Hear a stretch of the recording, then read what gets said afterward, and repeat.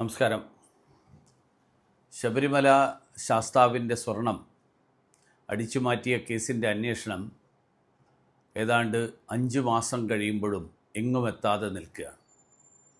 മാധ്യമങ്ങളുടെ ഭാഷയിൽ പറഞ്ഞാൽ പ്രത്യേക അന്വേഷണ സംഘം ഇരുട്ടിൽ തപ്പുകയാണ്. ഈ പ്രത്യേക അന്വേഷണ സംഘം നമ്മുടെ മുഖ്യമന്ത്രി ശ്രീമാൻ പിണറായി വിജയൻ്റെ നിയന്ത്രണത്തിലാണ് എന്ന് തുടക്കം മുതൽ തന്നെ പറഞ്ഞിരിക്കുന്ന ഒരാളാണ് ഞാൻ.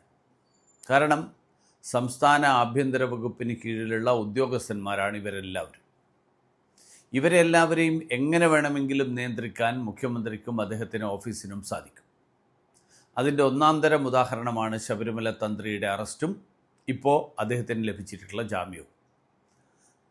ശബരിമല തന്ത്രി കണ്ഠരര് രാജീവർക്കെതിരെ ഒരു തെളിവും ഹാജരാക്കാൻ ഈ അന്വേഷണ സംഘത്തിന് കഴിഞ്ഞില്ല എന്ന് പറഞ്ഞുകൊണ്ടാണ് കോടതി അദ്ദേഹത്തിന് ജാമ്യം അനുവദിച്ചത്. സ്വർണ്ണപ്പാളി കവർന്ന സംഘത്തിനൊപ്പം ഗൂഢാലോചനയിൽ പങ്കാളിയായി എന്നാണ് അദ്ദേഹത്തിൻ്റെ മേൽ ചുമത്തിയ കുറ്റം. കട്ടിലപ്പാളി അടിച്ചു മാറ്റിയപ്പോൾ ദേവൻ്റെ അനുജ്ഞ, അതായത് അനുവാദം വാങ്ങിയില്ല എന്ന് പിണറായിയുടെ പോലീസ് കണ്ടെത്തി എന്നാണ് പറയുന്നത്. അതായത് സാക്ഷാൽ അയ്യപ്പൻ ഈ അന്വേഷണ സംഘത്തോട് പറഞ്ഞോ എന്നുള്ളതാണ് ജനങ്ങളെല്ലാവരും സംശയിക്കുന്നത്. അല്ലാതെ ആചാരപരമായ ഒരു കാര്യം ഈ അന്വേഷണ സംഘം എങ്ങനെ അറിയാനാണ്? എന്തായാലും അയ്യപ്പൻ കോടതിയിൽ വന്ന് തന്ത്രിക്കെതിരെ സാക്ഷി പറഞ്ഞില്ല എന്ന് മാത്രമല്ല, അയ്യപ്പൻ തന്ത്രിക്ക് തുണയായി. ദേവസ്വം ബോർഡിൻ്റെ വീഴ്ച തന്ത്രിയുടെ തലയിൽ കെട്ടിവെക്കാനുള്ള ശ്രമമാണ് നടന്നത്. ഇത് ബോധപൂർവം നടന്നതാണ് എന്ന് കേരളത്തിലെ, ഇന്ത്യയിലെ മുഴുവൻ അയ്യപ്പ ഭക്തർ ഉറച്ചു വിശ്വസിക്കുകയാണ്. യഥാർത്ഥ ഗൂഢാലോചന നടന്നത് തന്ത്രിയെ അറസ്റ്റ് ചെയ്യാൻ വേണ്ടിയാണ്.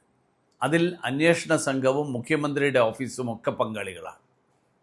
ദേവസ്വം ബോർഡ് അംഗമായിട്ടുള്ള, നേരിട്ട് കുറ്റകൃത്യത്തിൽ പങ്കാളിയായിട്ടുള്ള ഒരാളെ അറസ്റ്റ് ചെയ്യുന്നതിൽ കൈവറച്ച അന്വേഷണ സംഘമാണ് തന്ത്രിയെ ഒരു സംശയമില്ലാതെ അറസ്റ്റ് ചെയ്തകത്തിട്ടത്.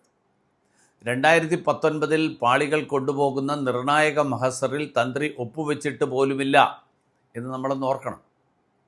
CPM നേതാക്കന്മാർ ഓരോരുത്തരായിട്ട് അകത്തു പോകുമ്പോൾ അതിൽ നിന്ന് ശ്രദ്ധ തിരിക്കുകയായിരുന്നു തന്ത്രിയുടെ അറസ്റ്റിൻ്റെ ഏറ്റവും പ്രധാനപ്പെട്ട ലക്ഷ്യം. മറ്റൊന്ന്, തന്ത്രി രാജീവർ യുവതീ പ്രവേശന വിഷയത്തിൽ സർക്കാരിനെതിരെ നിലപാടെടുത്തയാളാണ്. ശബരിമലയിൽ ആചാരലംഘനം നടത്താൻ താൻ അനുവദിക്കില്ല എന്ന ഉറച്ച നിലപാടായിരുന്നു അദ്ദേഹത്തിൻ്റേത്. 2 ആക്ടിവിസ്റ്റുകളെ പോലീസ് അകമ്പടിയിൽ പിണറായി വിജയൻ സന്നിധാനത്തെത്തിച്ചപ്പോൾ നിവൃത്തിയില്ലാതെ നടയടച്ച് ശുദ്ധികലശം നടത്തിയ ആളാണ് തന്ത്രി രാജീവർ. അപ്പോൾ പിണറായി വിജയൻ്റെ നവോത്ഥാന നായക മോഹത്തിന് തടസ്സം നിന്ന ഒരാളെന്ന നിലയിൽ തന്ത്രി രാജീവർ CPMന് വെറുക്കപ്പെട്ടവനായിരുന്നു. അതായത് പിണറായി കൊണ്ടുചെന്ന ആക്ടിവിസ്റ്റുകളെ ഇരുകൈയും നീട്ടി സ്വീകരിക്കാൻ തന്ത്രി തയ്യാറായിരുന്നുവെങ്കിൽ അദ്ദേഹത്തിന് ഇപ്പം 41 ദിവസം ജയിലിൽ കിടക്കേണ്ടി വരില്ലായിരുന്നു. കാരണം തന്ത്രി ഒരു ഹിന്ദു പുരോഹിതനാണ്, ആരും ചോദിക്കാൻ വരില്ല എന്ന് CPMന് അറിയാം.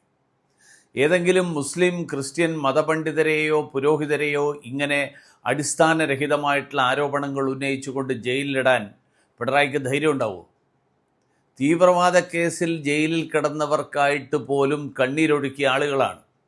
ശബരിമല തന്ത്രിയെ കള്ളക്കേസിൽ ജയിലിലിട്ടതിന് മാപ്പ് പറയോ ഇവർ? പക്ഷേ ശബരിമല അയ്യപ്പൻ്റെ ശക്തി, അയ്യപ്പ ഭക്തരുടെ ശക്തി, ആ ശക്തിയിൽ പിണറായി വിജയൻ കണക്ക് പറയേണ്ടി വരും.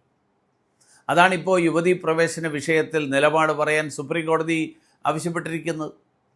നമ്മളൊന്നറിയണം, അന്നത്തെ നാമജപ പ്രതിഷേധത്തിൻ്റെ പേരിലെടുത്ത കേസുകളിൽ 1500-ലേറെ എണ്ണം ഇപ്പോഴും റദ്ദാക്കിയിട്ടില്ല ഈ സർക്കാർ. ഈ കഴിഞ്ഞ ദിവസം ഉൾപ്പെടെ എനിക്കെതിരായിട്ടും കേസുണ്ടെന്നാണ് പറയുന്നത്. അയ്യപ്പ ഭക്തരോടും ശബരിമല ക്ഷേത്രത്തോടും വല്ലാത്ത ഒരുതരം വൈരാഗ്യം, ആ വൈരാഗ്യമാണ് പിണറായി വിജയൻ. അതാണ് താഴമൺ തന്ത്രിയെ കള്ളക്കേസിൽ കുടുക്കി ജയിലിടുന്നത്, ആചാരലംഘനത്തെ എതിർത്തവരെ പീഡിപ്പിക്കുന്നത്, അയ്യപ്പൻ്റെ പേരിൽ സംഗമം നടത്തി കോടികൾ അടിച്ചു മാറ്റുന്നത്. പക്ഷേ ശബരിമല ശാസ്താവിൻ്റെ ശക്തി, അയ്യപ്പ ഭക്തരുടെ ശക്തി പിണറായി വിജയൻ കാണാനിരിക്കുന്നതേ ഉള്ളൂ എന്ന് മാത്രം സൂചിപ്പിക്കാൻ മാത്രമാണ് ഞാൻ ഈ അവസരത്തിൽ ആഗ്രഹിക്കുന്നത്. ഒരിക്കൽ കൂടി നമസ്കാരം. നിങ്ങളുടെ അഭിപ്രായങ്ങൾ ചാറ്റ് ബോക്സിൽ മെസ്സേജായിട്ടിടണം. ഈ വീഡിയോ ഷെയർ ചെയ്യുക, ലൈക്ക് ചെയ്യുക, ചാനൽ സബ്സ്ക്രൈബ് ചെയ്യാനും മറക്കാതിരിക്കുക എന്നുകൂടി ഞാൻ ഓർമ്മിപ്പിക്കുന്നു.